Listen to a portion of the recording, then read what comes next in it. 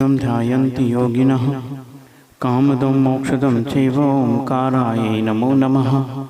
अविरल शब्द गलोग प्रक्षाल सकल भूतल मल कलंका मुनिविरूपासित तीर्था सरस्वती हर्तुनो दुरितम् अज्ञानतिमिरान्धानां ज्ञानाञ्जनशलाकया चक्षुरुन्मीलितं येन तस्मै श्रीगुरवे नमः। परम गुरुभ्यो नमः। परम्पराचार्य गुरुभ्यो नमः। सकल कलुष विध्वंसकं श्रीयेषां परिवर्धकं धर्म संबंधकं भव्य जीवन प्रतिबोधकारकम् इदं शास्त्रं श्री आत्मानुशासन नामधेयम्। अस्य मूल ग्रंथकर्तारः श्री सर्वज्ञ देवाः तदुत्तर ग्रंथकर्तारः श्री गणधर देवाः प्रतिगणधर देवाः तेषां वचनानुसार मासाद्य श्रीमद् आचार्य प्रवर श्री गुणभद्र देवैर्विरचितं मंगलम भगवान वीरो मंगलम गौतमो गणी मंगलम कुंद कुंदाद्यो जैन धर्मोस्तु मंगलम सर्वमंगल मांगल्यम सर्वकल्याणकारकम प्रधानं सर्वधर्माणां जैनं जयतो शासनं कोटिशतं द्वादशैव कोट्यो लक्षाणशीतिस्तदिकानि चैव पंचाशदष्टौ च सहस्रसंख्यामेतच्छतं पंचपदं नमामि। अर्हन्त भासी अत्तं गणहर देवे गन्धियं सम्मं प्रणमामि भक्तियुक्तो सुतनानमहो वयं शिरसा इच्छामन्ते सद्भक्ति काउसुगोतसालोचो अंगो वंगपयने पाहुड़े पर्यंब सुतपड़माणियो पोगय झुलिया चेव सुत्तथै थुई धम्मकाहयं स्यानिष्कालम अंचेमि पूजेमि वन्दामि नमंसामि दुखो को कमको बोहिलाओ सुगे गमनम समाय मरणम जिनगुण संपत्ति हो मज्जम। नमोस्तु पौर्वाणिक स्वाध्याय वेलायम से मद आचार्य भक्ति काय सर्गम करो में हम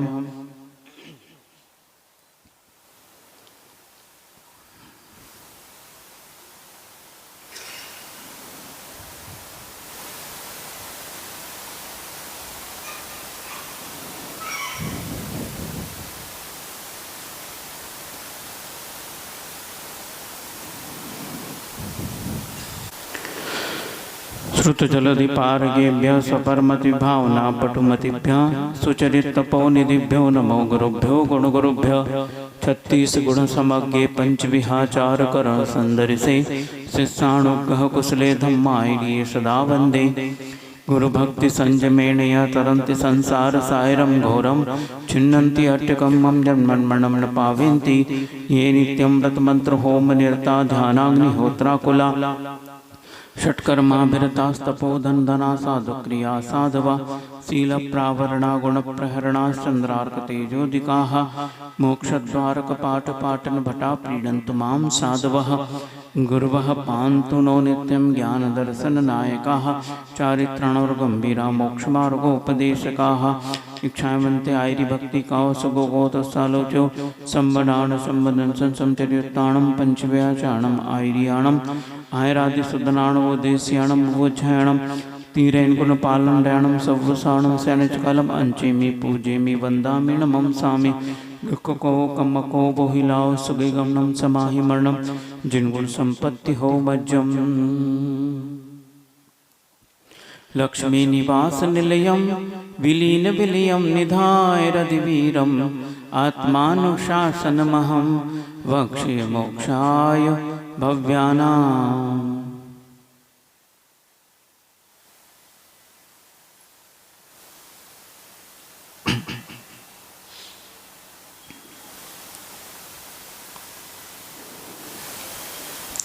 कल नहीं परसों सम्यक दर्शन के विचिकित्सा दोष की बात चल रही थी। उस शरीर को देखकर जिस शरीर में मेल इत्यादि दुर्गंध है लेकिन उसे देखकर ग्लानि नहीं करना, और जब उसी शरीर से राग उत्पन्न हो तब उससे ग्लानि करना, इस प्रकार दो बातें एक ही शरीर में कैसी हो सकती है, ये बात चल रही थी। उस वक्त दृष्टि और दृष्टिकोण की बात भी कही थी। उसी संबंधित एक उदाहरण याद आ रहा है कि व्यक्ति के पास दृष्टि होने के बाद भी दृष्टिकोण की बहुत महत्ता होती है। उस दृष्टिकोण के माध्यम से ही व्यक्ति वस्तु की सही जानकारी ले सकता है, उसके सही स्वरूप को समझ सकता है। एक जिनेंद्र भगवान की प्रतिमा है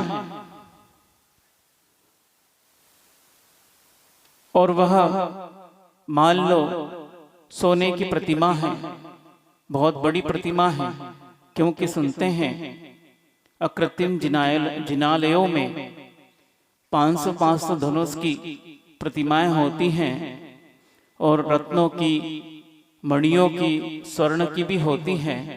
इसीलिए उसी उदाहरण को हम लेते हैं कि बहुत बड़ी प्रतिमा है सोने की।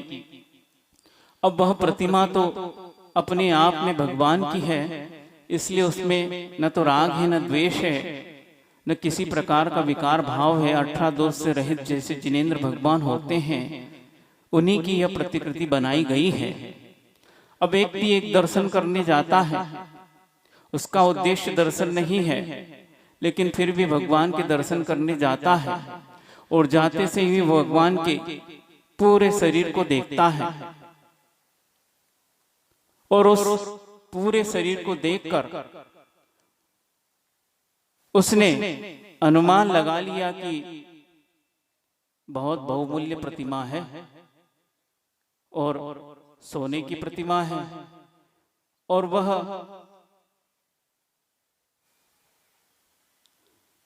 अपना ध्यान इधर रखो, कोई बात नहीं, आने दो उन लोगों को, वह अपना काम करके चले जाएंगे। तो वह बहुमूल्य प्रतिमा है और उस व्यक्ति का उस पर दृष्टि है और उसके बाद वह पूरे मंदिर को भी एक नजर से देखता है। और वह देखकर, और एक दिन से नहीं, वह कई दिनों से आ रहा था और उस प्रतिमा को देख रहा था और उसकी सारी प्लानिंग चल रही थी। वो व्यक्ति कौन है? कौन होगा? वह प्रतिमा के बाद पूरे मंदिर को भी छानबीन कर देखता है, आखिर किस प्रकार हो पाएगा मेरा काम। कौन होगा? चोर। उसकी दृष्टि में प्रतिमा आई है, उस प्रतिमा को उसने भी सांगोपांग देखा है, उसके वजन को भी उसने अपने नजरों से तौल लिया है कि मैं इसे उठा सकता हूं या अथवा नहीं। और पूरे मंदिर में उसने व्यक्ति ने छानबीन कर ली, आखिर मेरा काम कैसे हो पाएगा। और वह महीनों से इस प्रकार की प्लानिंग के लिए महीनों से मंदिर में आ रहा है और उस प्रतिमा को देख रहा है, किंतु वह एक चोर है। तो उसका दृष्टिकोण भी आप जानते हैं कैसा होगा। उस वीतराग प्रतिमा को देखकर भी उस व्यक्ति को उस प्रतिमा से कोई पाठ नहीं मिला और वह अपने ही विचारों में इसलिए है क्योंकि उसका दृष्टिकोण केवल उस प्रतिमा को चुराना है, उस वीतराग को नहीं देखना है। इसीलिए उस दृष्टि से उसने प्रतिमा देखी है और वह भी उस प्रतिमा को देखकर अपने कार्य में लगा हुआ है। एक व्यक्ति भी रोज आता है, वह भी उस प्रतिमा को रोज देखता है और उस प्रतिमा की सुंदरता को देखता है। और उसमें जो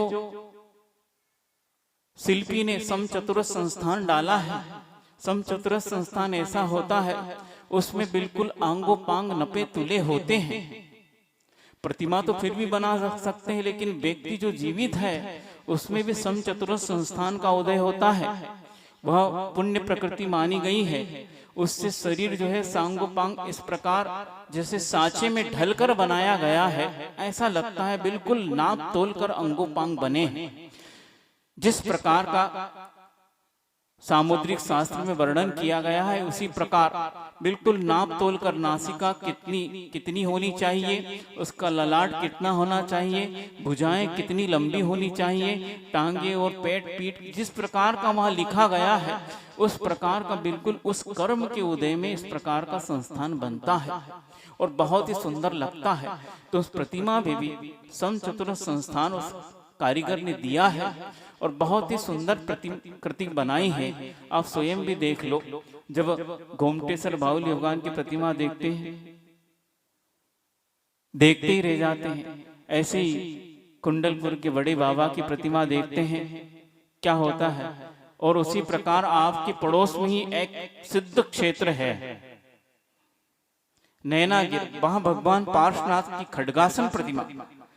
उस वक्त उस शिल्पी ने जिस प्रकार के पैर और उसके हाथ बनाए हैं, ऐसा लगता जैसे जीवित प्रतिमा। भगवान पार्श्वनाथ जीवित अवस्था में खड़े हो, बिल्कुल ऐसा उसको देखते ही ऐसा लगता है वहां से जाने का मन नहीं करता, और प्रतिमा अपने आप को हम सबको आकर्षित कर रही है। ऐसा सुंदर रूप दिया। तो वह व्यक्ति भी उस सुंदर रूप को देख रहा है और विचार करता है, काश मेरा भी इतना सुंदर रूप होता तो सारे की सारी जनता मेरे और आकृष्ट होती, और कई आकृष्ट होते लोग और मैं उनका उपभोग करता। इस प्रकार ये सुंदर शरीर प्राप्त करके भगवान ने सारी चीजें छोड़ दी, इस शरीर का उपभोग नहीं कर पाए, लेकिन मुझे मिलता तो मैं पंचेंद्रिय के यथेष्ट भोग भोगता। इस शरीर के माध्यम से कर्म नहीं है हमारा, क्या करें। और इनको मिला और ये ठुकरा के चले गए। क्या सोच रहा है वो? कौन है? भोगी व्यक्ति है। एक चोर है जो प्रतिमा के स्वर्ण को देख रहा है, एक भोगी है जो प्रतिमा की सुंदरता को, उसकी शरीर की बनावट की सुंदरता को देख रहा है और केवल भोगों का विचार कर रहा है, क्योंकि उसका भी दृष्टिकोण है, चोर का भी दृष्टिकोण है। उसी प्रकार एक व्यक्ति और आता है दर्शन करने रोज, आप में से कहीं हो सकते उसमें, और वह प्रतिमा को देखता है और वह भी स्वर्ण का अनुमान लगाता है, सोने की है और इतने किलो की होगी, और आज स्वर्ण का भाव इतना चल रहा है और प्रतिदिन बढ़ता ही जा रहा है। तो इस मंदिर का जो है वैभव बहुत है, और इस मंदिर के पास बहुत सारी और भी रत्नों की प्रतिमा है, और इतनी सारी जमीन जायदाद इत्यादि है, मंदिर का बहुत वैभव है। कौन होगा व्यक्ति वो? साहूकार सेठ हैं, क्योंकि दिन भर वही काम कर रहे हैं, जमा खर्च का, कितना आया कितना गया। अब मंदिर में आकर वो भाव पलट नहीं पाए, और यहाँ भी उस प्रतिमा को देखकर उस मंदिर के वैभव को और समाज के वैभव को वो गिनती लगा रहे हैं। वीतरागता को उनने भी देखा, उस प्रतिमा का दर्शन उनने भी किया है, लेकिन उनका भी एक अलग दृष्टिकोण है। एक चोर का दृष्टिकोण है, एक भोगी व्यक्ति का दृष्टिकोण है, और एक सेठ का दृष्टिकोण है। सेठ को चुराने की भावना नहीं है, न भोग की भावना है, लेकिन फिर भी इतना वैभव है हमारे पास, समाज के पास, इस प्रकार, क्योंकि उसके माध्यम से भी उनके जीवन का कल्याण नहीं होना है। और एक व्यक्ति और आता है, और जैसे ही उस प्रतिमा को देखता है, अद्य में क्षालितम गात्रम नेत्रे च विमलीकृते स्नातो हम धर्म तीर्थेषु जिनेन्द्र तव दर्शन। क्या वो भी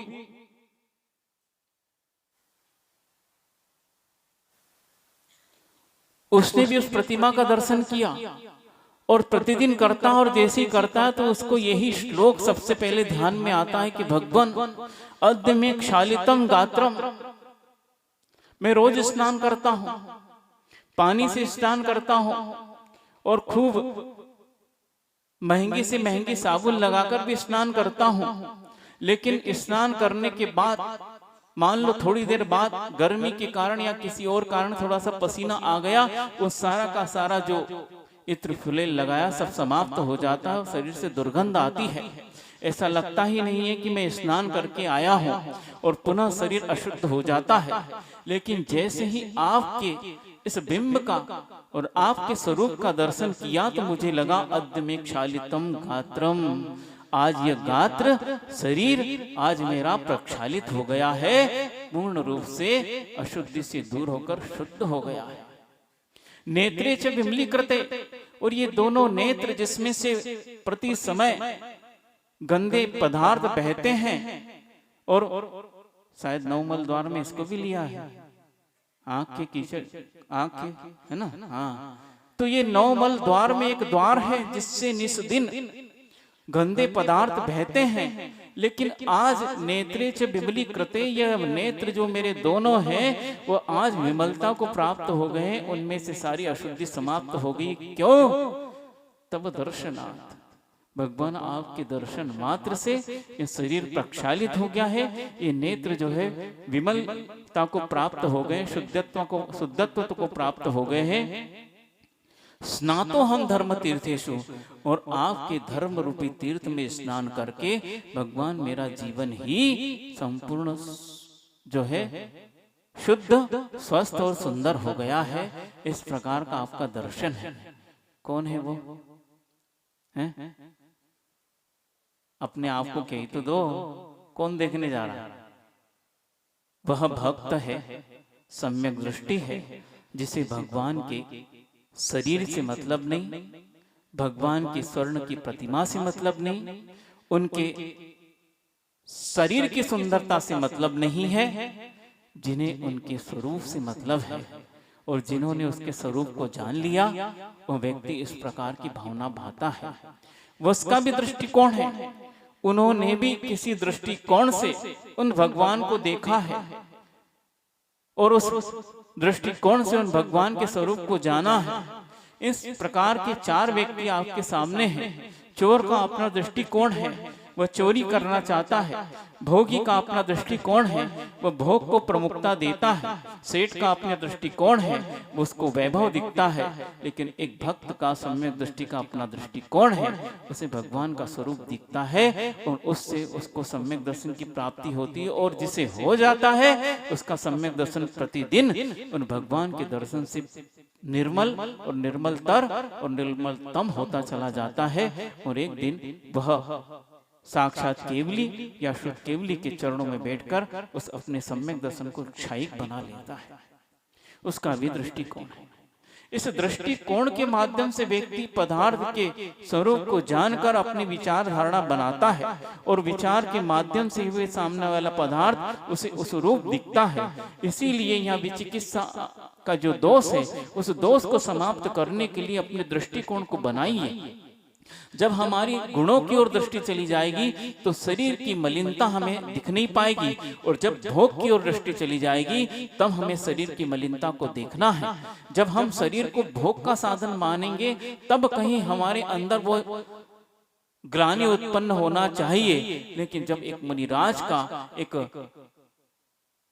त्यागी तपस्वी का शरीर मलिन होकर वो हम देखते हैं, जो मल से, जिन्होंने मल परीक्षा को जीता है और उत्कृष्ट भावना के माध्यम से जीता है, और ऐसा मल उनके शरीर पर चढ़ गया, 1-8 इंच की परत भी चढ़ गई होगी, कोई बाधा नहीं, क्योंकि जंगलों में निवास करते हैं और वहां पर किस प्रकार की वह धूल इत्यादि का संपर्क होता है, इससे वह शरीर मलिन हो गया है। इसीलिए उस शरीर को देखकर उनके गुणों की ओर दृष्टि जाएगी तो निश्चित रूप से हमारी ग्लानि समाप्त होकर निर्विचिकित्सा अंग उत्पन्न हो सकता है और उसके माध्यम से सम्यक दर्शन हमारा निर्मल बन सकता है। और बंधु, एक बात ये भी ध्यान देने योग्य है कि जिस मल को देखकर यदि आपको ग्लानि आ भी रही है, उस मुनिराज के आप रिद्धियों का वर्णन पढ़िए, आंखें खुल जाएगी। पिछले रविवार रिद्धियों का वर्णन बताया था ना। सर्वौषधि रिद्धिधारी मुनिराज थे, जो चांडाल के शरीर पर उनकी स्पर्श हुई वायु लगी तो वह जो सर्प के जहर से पूरा नीला पड़ गया था शरीर, वह शरीर एकदम सर्वांग सुंदर हो गया और विष जो पूरे शरीर में व्याप्त था वह कहाँ चला गया पता भी नहीं चला, वो स्वस्थ हो गया। सर्वौषधि रिद्धि के इसी प्रकार उनके शरीर में जो यह मेल लगा हुआ है धूल इत्यादि के माध्यम से, कौन सी रिद्धि आती है? मल्लौषधि। हाँ,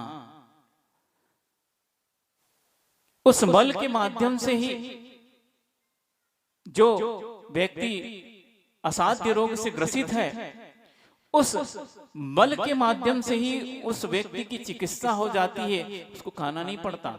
हाँ हाँ, स्पर्श मात्र से, और उनकी वायु के उस मल से वायु का स्पर्श हो गया, वो लग गई, या उस जो महाराज जी का पसीना इत्यादि उसमें से निकला और उसका स्पर्श मात्र पाँव में भी हो गया या शरीर पर एक कहीं अंग में भी पड़ गया, तो सारा का सारा शरीर निरोगता को प्राप्त हो जाता है। बंधु ध्यान दीजिए, जिसको देखकर ग्लानि हो रही है वही आपके जीवन प्रदाता है, वही मल, लेकिन हर किसी के शरीर का नहीं।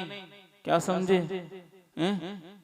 आप लोग भजन गाते ना कि भगवान आपके चरणों का स्पर्श पाके तो माटी भी जो है पावन हो जाती है, इसलिए चरण रज को चाहिए। चरण नहीं चाहिए, कई लोग तो कहते चरण नहीं चाहिए आपकी, तो रज ही दे दो, वही पर्याप्त है और बिल्कुल सही है।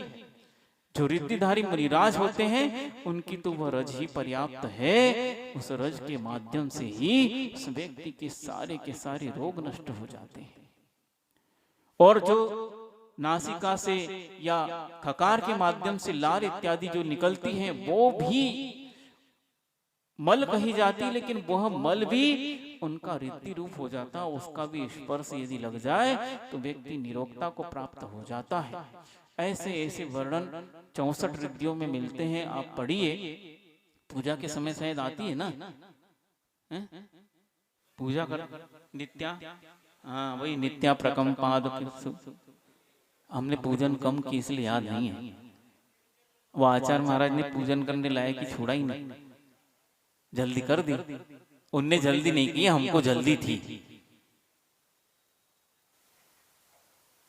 वो 64 रिद्धि का वर्णन पढ़िए आप तो अपने आप आंखें खुल जाती है और हृदय श्रद्धा से भर जाता है। आंखें गदगद हो जा, ये शरीर जो है पुलकित हो जाता है और आनंद आंसू बहने लगते हैं कि देखो कैसा महान इस तप का की महिमा है, इस रत्नत्रय की महान महिमा है। और जिन्होंने निर्दोष रत्नत्रय को पालन किया, ऐसे महामुनिराज की क्या महिमा है, उसको वर्णन करके पढ़ के अंदर से हृदय गदगद हो जाता है और ऐसा पुलकित हो जाता है और सम्यक दर्शन की भूमिका ऐसी बन जाती है।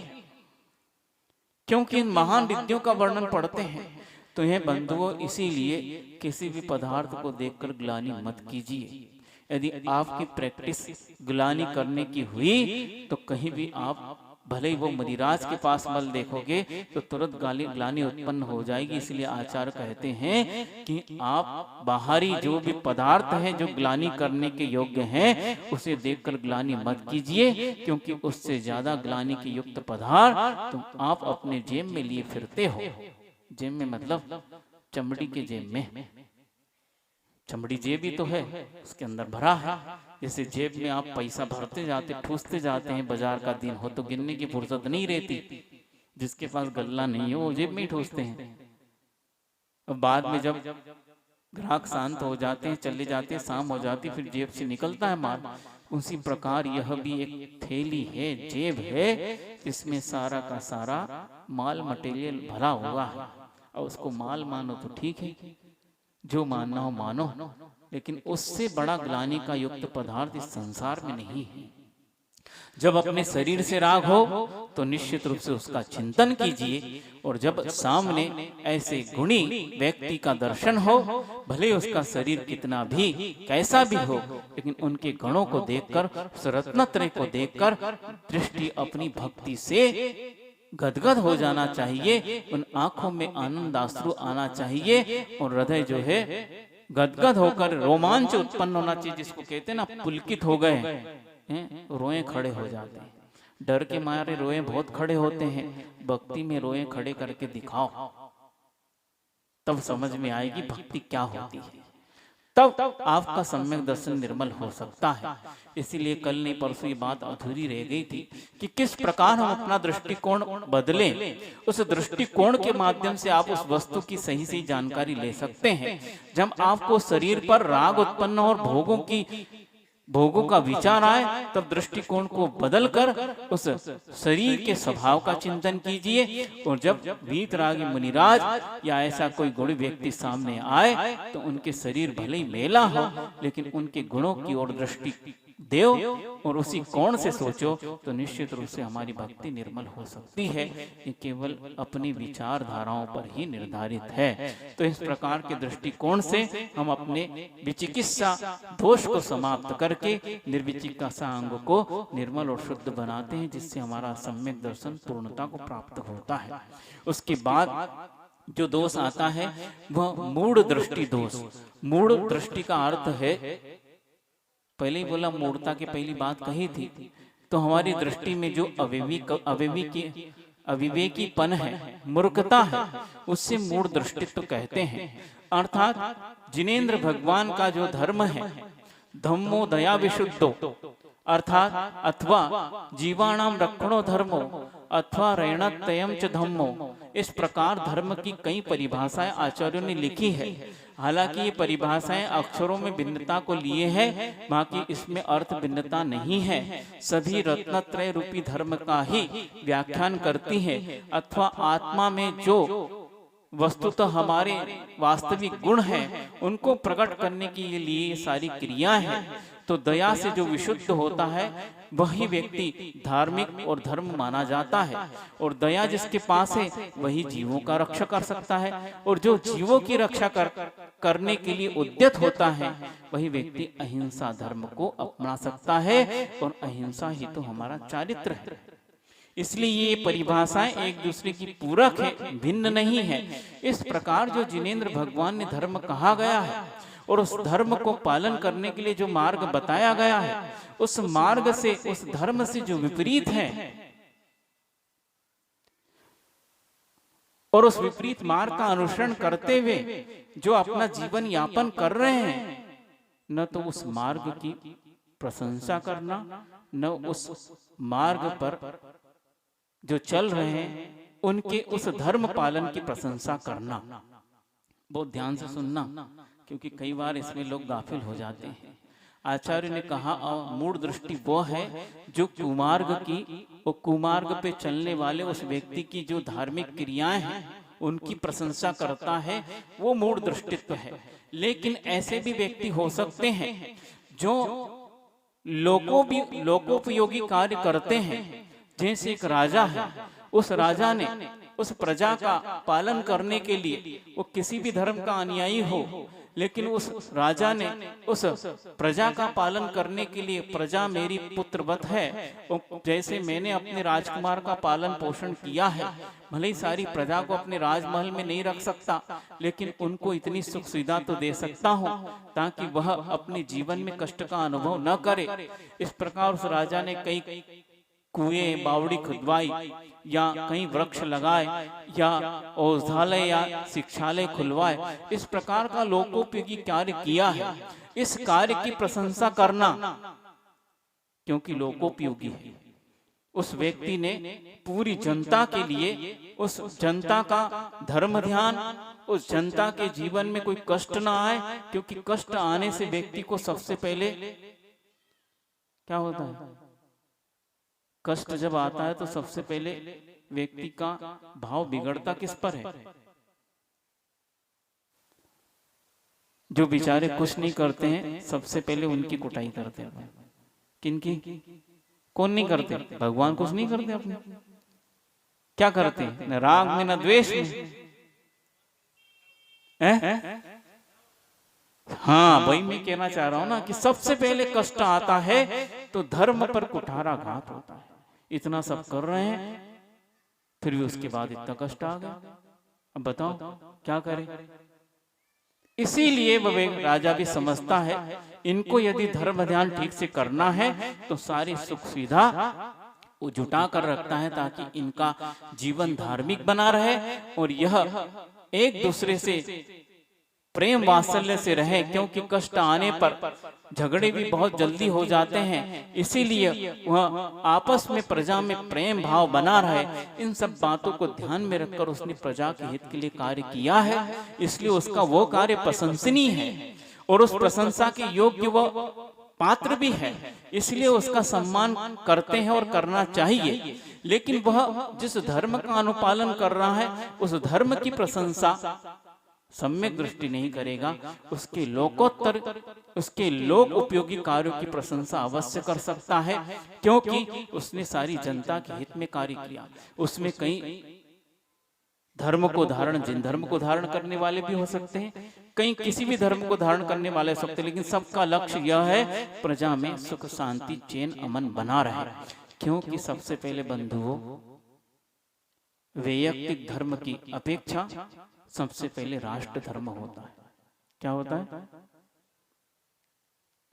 वैयक्तिक धर्म की अपेक्षा सबसे पहले राष्ट्र धर्म होता है। बहुत अच्छी एक कथा है, सुनने में आई थी, पढ़ी तो कहीं नहीं, हमने सुनी है कि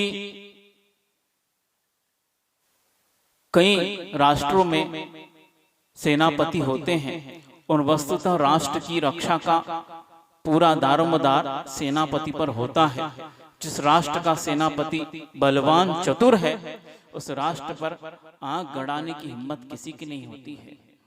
तो वह सेनापति भी बहुत चतुर, बलवान और सबसे बड़ा वह जिन धर्म का पालन करने वाला था। इसीलिए उसे सारी युक्तियां पता थी कि देश की रक्षा कैसी करनी है। तो उस वक्त अज्ञानतावश किसी राष्ट्र ने उस पर आक्रमण कर दिया और वह सामने वाला राष्ट्र भी बहुत मजबूत था और यह राष्ट्र तो था ही मजबूत। युद्ध थोड़ा लंबा खींच गया और वह सेनापति रोज प्रतिदिन क्या करता था कि युद्ध जब समाप्त होता था, युद्ध के नियम है कि सूर्यास्त के बाद युद्ध लड़ा नहीं जाता और सूर्य जब तक उदित नहीं होता तब तक युद्ध प्रारंभ भी नहीं होता। और सारे क्षत्रिय थे और नियम का अक्षर से पालन करते थे। तो जैसे ही सूर्यास्त हुआ और युद्ध समाप्त हुआ, वो सेनापति वह जहाँ कटक लगा हुआ था, सेना की छावनी थी, उससे थोड़ा दूर जाकर एकांत में जहाँ कोलाहल नहीं है, वहां बैठकर पद्मासन लगाकर आंखों में आंसू लाते हुए, हे भगवान, हाँ दुट्ठ कयम, हाँ दुट्ठ चिंतियम, भासियम चाहा दुट्टम, अंतो अंतो डच्चम्मी पच्चत्ता वेड वेदन। तो क्या है ये? काहे की पंक्ति? जो करता है उसको पता होगा, प्रतिक्रमण की पंक्तियां हैं। वह व्यक्ति दिन भर जिसने मारकाट की है, शाम को बैठकर प्रतिक्रमण कर रहा है कि भगवान मुझसे ये दोष हो गए हैं। वहीं पर आसपास जो है उससे ईर्ष्या करने वाले भी बहुत से लोग थे। वह इस बात को सुन लेते हैं और वह सुनकर ये व्यक्ति इस प्रकार कर रहा है, क्षमा मांग रहा है, जिनको मारा या जो शत्रु उनसे भी क्षमा मांग रहा है। और इस प्रकार के आंखों में आंसू आ रहे, क्षत्रिय की आंखों में आंसू आ जाए और उस वक्त भी युद्ध के समय, तो वो क्या युद्ध जीत पाएगा? इसलिए युद्ध खींच रहा है। इसलिए वह जाके राजा को शिकायत कर देते कि राजा साहब, अब आप अपना बोरिया बिस्तर बांध लो, ये राज्य आपका जाने वाला है। ऐसा कैसे कह रहे हो? बिल्कुल लिख लो, क्योंकि आपका सेनापति जो है बहुत ही कायर है। किसने कहा कायर भैया? अभी तक तो ऐसा बलवान व्यक्ति मुझे राज्य में कहीं दिखता नहीं। चलिए आप, हम दिखाते हैं उसकी कायरता। और जाकर राजा को दिखाते हैं तो राजा को भी लगता है ये क्या है, वो जानता नहीं था धर्म क्या होता है।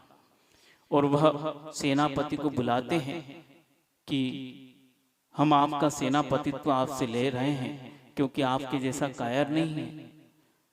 सेनापति कहता आपको जो करना कर सकते हैं, लेकिन ये जो आपने लांछन लगाया है उसका कारण दीजिए कि किस कारण से आपने कहा है।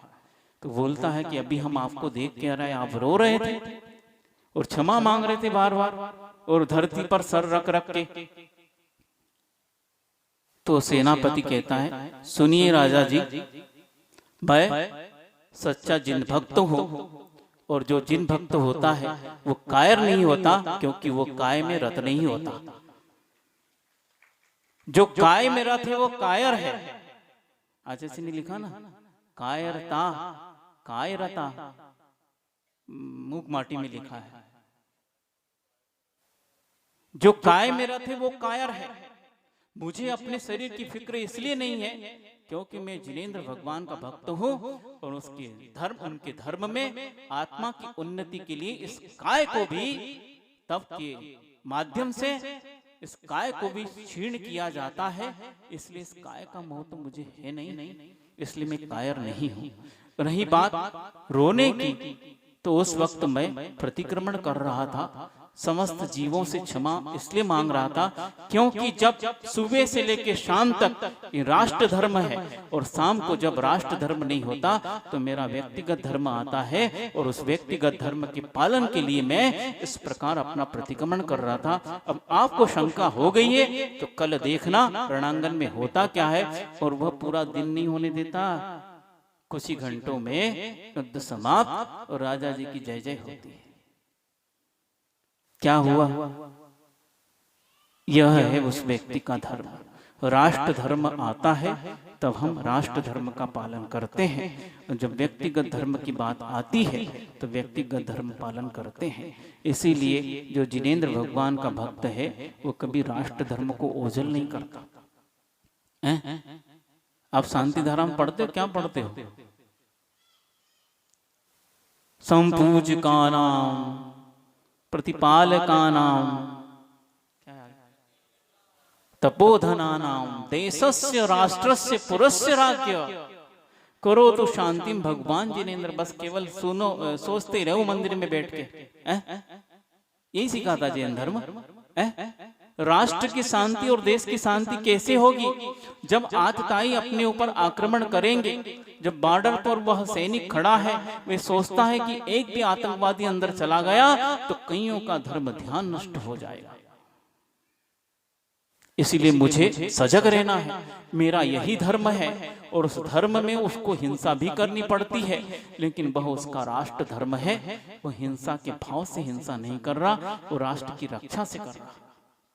इसीलिए पाप तो लगा, इसीलिए मैं शाम को अपना प्रतिक्रमण करता हूं, ताकि मैं जो कार्य मैंने किया वो राष्ट्र धर्म से किया था। यदि उस धर्म के पालन करने में भी चूक हो गई और मेरा व्यक्तिगत राग द्वेष सामने आ गया तो भगवान मैं उसका प्रतिक्रमण करता हूं। इस प्रकार की वो भाव सेनापति लाता था, क्योंकि उसको अपने राष्ट्र धर्म की भी चिंता थी और देश के धर्म की भी चिंता थी, व्यक्तिगत धर्म की भी चिंता थी।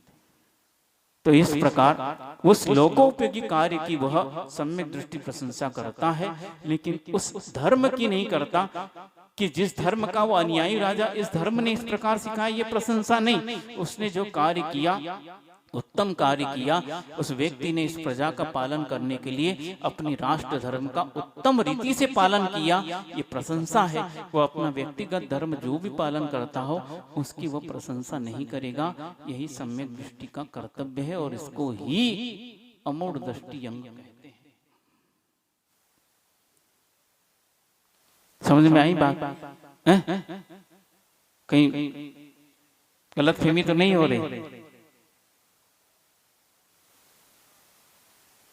वो जिस धर्म का पालन कर रहा है या जिस धर्म का अनुयायी है, यदि वह अहिंसा धर्म से विपरीत है तो उसकी प्रशंसा नहीं है, लेकिन उसने इस जनता की रक्षा के लिए और उनके उन्नति और विकास के लिए और उनकी सुख शांति और सुविधा के लिए और उनके निरंतराय धर्म पालन करने के लिए जो व्यवस्था की, वह कार्य प्रशंसनीय है और उसकी प्रशंसा करता है। जैसे अभी भी राष्ट्र पर बहुत बड़ी आपदा आई थी और शायद अभी भी चल रही है। कौन सी? आतंकवाद नहीं, भीतरी घात हुआ था, भीतर तक घुस गई थी कोरोना बीमारी। उस वक्त कई लोगों ने बहुत परिश्रम से अपने तन मन और धन से सहयोग दिया। इस पूरे राष्ट्र पर जितनी महामारी, वो पूरे भारत राष्ट्र पर नहीं, पूरे विश्व में जितने राष्ट्र थे उस सारे राष्ट्र पर ऐसी महामारी फैली थी, बिल्कुल त्राहिमाम हो गया था। लोग अपने ही सगे संबंधियों से दूरी बनाने लगे थे। उस वक्त उन लोगों ने, बहुत से डॉक्टर्स ने, बहुत से कर्मचारियों ने, सफाई कर्मचारियों ने और नर्स इत्यादि जो बोलते हैं, कंपाउंडर नर्स जितने भी हैं, और पुलिस प्रशासन ने इत्यादि कई लोगों ने प्रत्यक्ष और अप्रत्यक्ष रूप से, किसी ने तन मन से और किसी ने धन से भी इस प्रकार इस पूरे राष्ट्र को, पूरे विश्व को बचाने के लिए बहुत परिश्रम किया।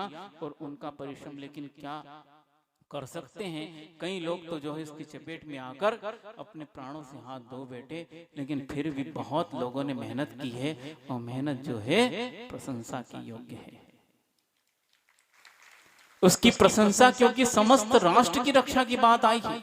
ये राष्ट्र धर्म था और प्रत्येक व्यक्ति का कर्तव्य था, उसका सम्मान तो अवश्य करेगा, और सम्यक दृष्टि भी उसकी प्रशंसा करता है, लेकिन उस धर्म की नहीं जिस धर्म से पाप का अर्जन होता है, उस धर्म की वह सम्यक दृष्टि कभी प्रशंसा नहीं कर सकता। ये पक्का है। इसी को ही हम अमूढ़ दृष्टि अंग कहते हैं। जहाँ धर्म की बात आती है वहाँ न तो किसी की प्रशंसा न किसी का अपमान होता है। जो धर्म मेरी आत्मा के हित के लिए है, मैं उसे ही अपनाकर अपना जीवन यापन करता हूँ। वो दूसरों की अब प्रशंसा नहीं करता तो लोग कहते निंदा, भैया निंदा भी नहीं करता। हाँ, निंदा भी नहीं होती है, क्योंकि यदि निंदा करने लग जाएगा तो उसका जो है सम्यक दर्शन नष्ट हो जाएगा। सम्यक दृष्टि निंदा तो करता है, करता है। किसकी करता है? स्वयं की निंदा करता है, अपने पूर्वकृत कर्म की निंदा करता है। निंदा जरूर करता है, लेकिन उसकी फैकल्टी निंदा की अलग है।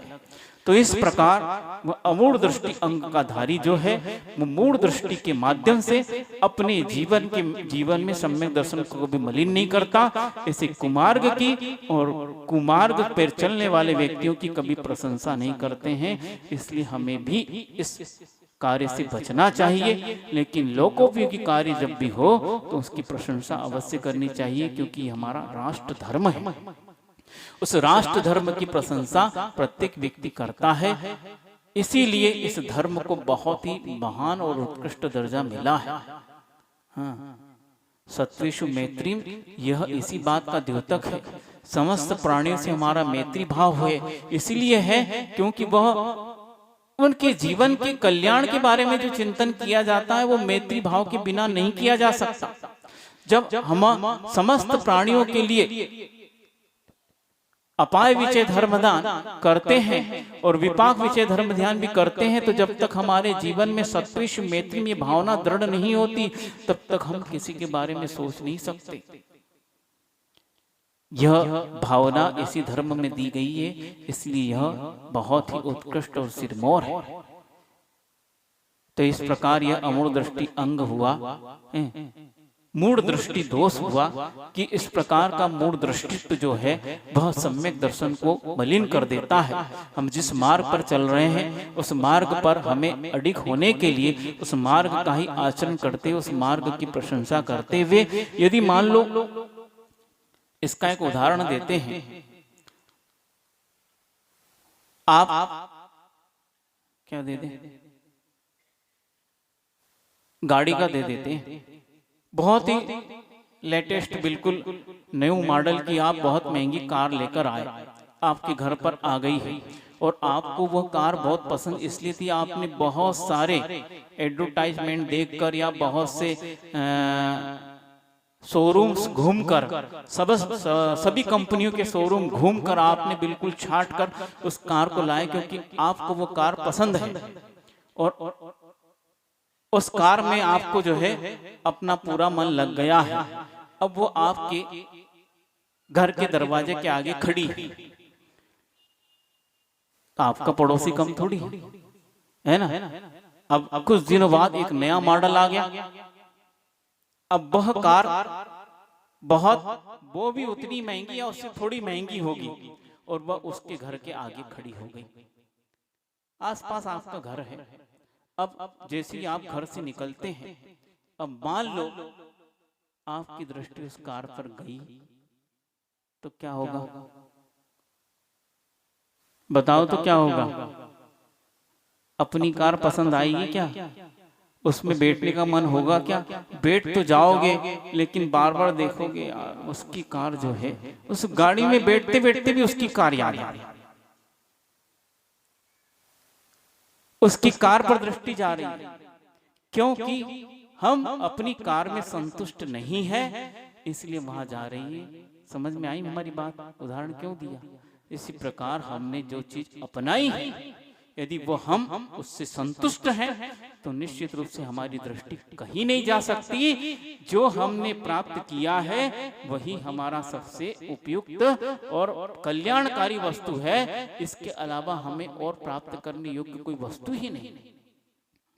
इस प्रकार की दृष्टि आएगी तो वह व्यक्ति करोड़ों की भी कार क्यों न ले आए और आपके पास लाख की भी कार क्यों न हो, लेकिन आप समझते हैं कि मैं इसमें संतुष्ट हूं और यही मेरी पसंद है, तो आप उस कार की प्रशंसा करेंगे, दूसरे का अपमान नहीं करेंगे। लेकिन यदि दृष्टि बार बार वहां जाएगी तो निश्चित रूप से हाँ यार वो अच्छी है,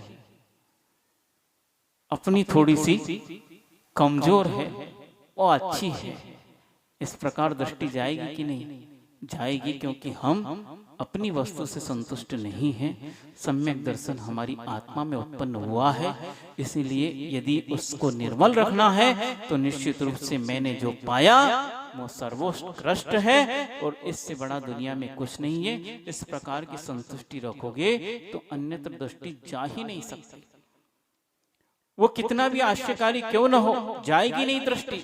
इसके लिए आचार्य समंत भद्र स्वामी ने रेवती रानी का उदाहरण दिया है।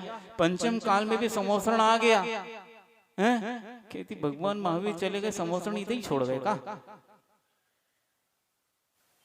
वो तो चले गए, उस भूल गए होंगे समोसरण का विघटन करना।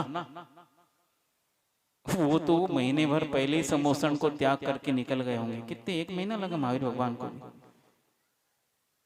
कुछ भगवान को कम दिन लगे, बाकी 2 दिन, भगवान महावीर 2 दिन में, 2 दिन पहले ही उन्होंने समोसण का त्याग कर दिया। और जैसे ही समोसण का त्याग हुआ, कुबेर समझ गया अब भगवान को समोसण की आवश्यकता नहीं, वैसे भी पहले भी नहीं थी कि वो भगवान बने, समोसण के लिए नहीं बने। जैसे उन्हें केवल ज्ञान हुआ तो कुबेर महाराज जी स्वयं अपनी भक्ति प्रकट करने के लिए इस प्रकार समोसण की रचना करते हैं सौधर्म इंद्र की आज्ञा से। उस समोसण का वह उपयोग भी नहीं करते। आपको दिखा समोसण में, देखा तो नहीं किसी ने, पहले देखा हो तो अलग बात है, 4 अंगुल ऊपर, कोई उपयोग नहीं है। तुम रखे रखो समोसण, नीचे से लगा दिया, लगा दो, हमें तो कोई उपयोग नहीं है। वो उस वस्तु को त्याग करके चले जाते हैं। इधर कुबेर महाराज उस विक्रिया को समेट कर अपने स्वर्गों में चले जाते हैं। तो अब आया कहां से? ये हमारे लिए कोई भी उपयोगी की वस्तु नहीं है। वो रानी देखने नहीं जाती क्योंकि वह अपने आप में संतुष्ट है। क्या समझे? वह अपने आप में संतुष्ट है। जिस सम्यक दर्शन को मैंने प्राप्त किया है, उस सम्यक दर्शन में इस प्रकार की बात आई है कि संसार के किसी पदार्थ से आश्चर्यचकित नहीं होना। इसीलिए मैं अपने सम्यक दर्शन से आश्चर्यचकित हूँ। संसार का कोई पदार्थ मुझे चमत्कृत नहीं कर सकता है। इसलिए जिसको जाना चाहिए, मैं अपने महल में संतुष्ट। महल मतलब अंतरात्मा में। वो नहीं गई, वो नहीं गई। उसी को आचार्य समंत भाद्रम स्वामी ने कहा, तुम गई नहीं, इसीलिए तुम्हें हम अपनी पुस्तक में उदाहरण के तौर पर लिखते हैं, क्योंकि तुम नहीं गई इसीलिए तुम्हारा अंग सुरक्षित रहा। अपने आप में संतुष्टि उत्पन्न कीजिए। हमारे पास जो है वो पर्याप्त है, हमें दूसरी चीज की आवश्यकता नहीं। इस प्रकार की प्रैक्टिस होगी तब कहीं जाकर आप अमूढ़ दृष्टि का ठीक ढंग से पालन कर सकते हैं, क्योंकि दृष्टि ही मूढ़ता को प्राप्त होती है और वो भटकती है। इसीलिए उसे कहा है अपनी दृष्टि को अपने आप में संतुष्ट कीजिए, तो आप भटकोगे नहीं, कहीं अटकोगे नहीं और संसार से पार हो सकते हो। और कहीं दृष्टि भटक गई तो निश्चित रूप से यह भटकन भव तक चलेगी। तो इस प्रकार अमूढ़ दृष्टि अंग का वर्णन हुआ। समय आपका हो ही गया, 1-2 मिनट है, इसलिए अब आगे नहीं बढ़ते, यहीं पर इसको समाप्त करते। वो अहिंसा परमो धर्म की जय। बोधि समाधि परिणाम शुद्धि, स्वात्मोपलब्धि शिव शौक सिद्धि, चिंतामणिम चिंतित वस्तु दाने, त्वं वंद मानस्य ममास्तु देवी। द्वादशांग दिनवाणी माता की जय। परम पूज्य आचार्य गुरु विद्यासागर महामुनिराज की जय। परम पूज्य निर्यापक समन्वय इसी समय सागर महामुनिराज की।